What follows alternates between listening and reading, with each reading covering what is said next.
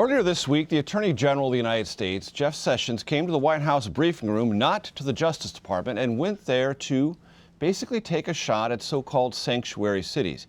He said the Justice Department would pull millions in funding from those communities because he said they are violating federal immigration laws.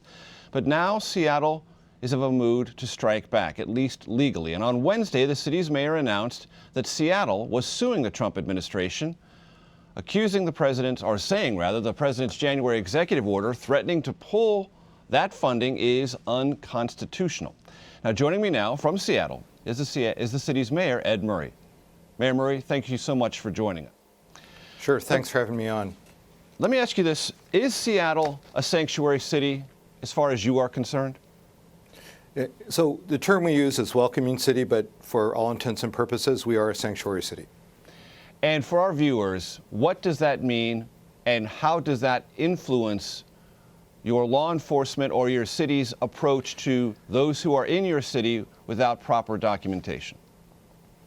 So because we want our city to be safe, we want our immigrant community to have a good relationship with the police department. If you report domestic violence, we're not going to ask what your documentation is. If you're raped, we're not going to ask what your documentation is.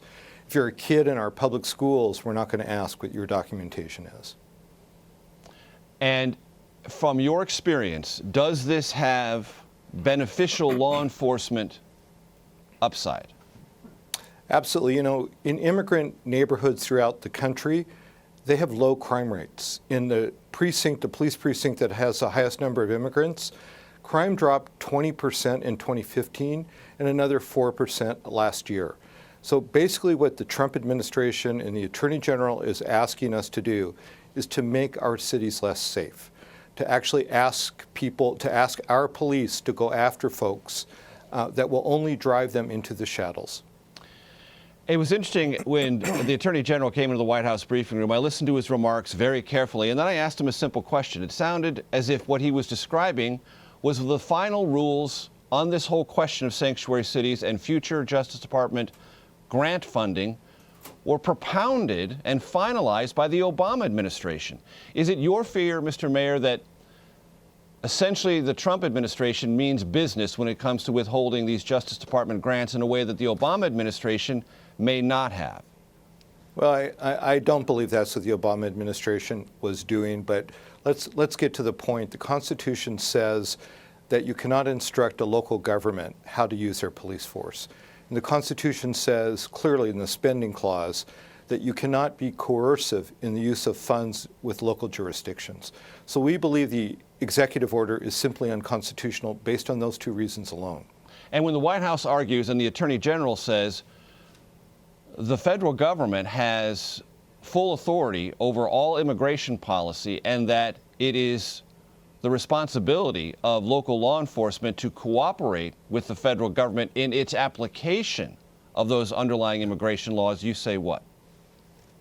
Well, first of all, they have full authority over immigration law, but the Constitution is clear.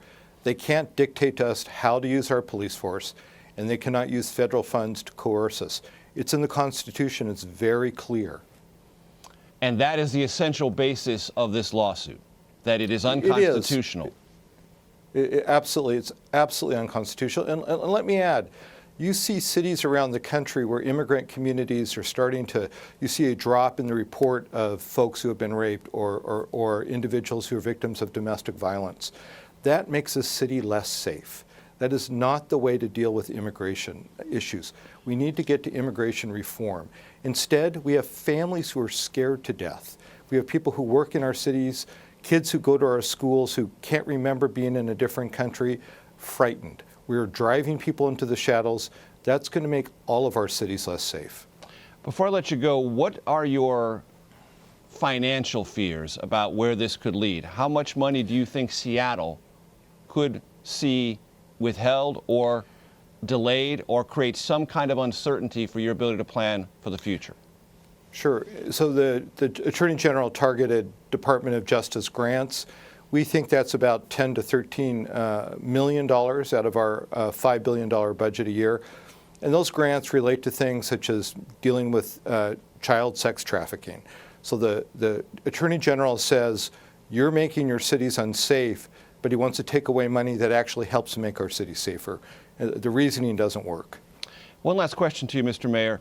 One of the things the administration asserts is that when it comes to detention, that there can be and there ought to be more cooperation. If there's someone identified that is not a victim of crimes, as you suggested, is this something that you deal with, but someone who is identified having been either a misdemeanor offender or a felony offender, the detention process, when sought by the federal government, should be agreed to by local jurisdictions, even if they're a sanctuary jurisdiction. Where do you come down on that? So let's be clear. They're trying to confuse an issue here between undocumented and people who've committed felonies and major crimes.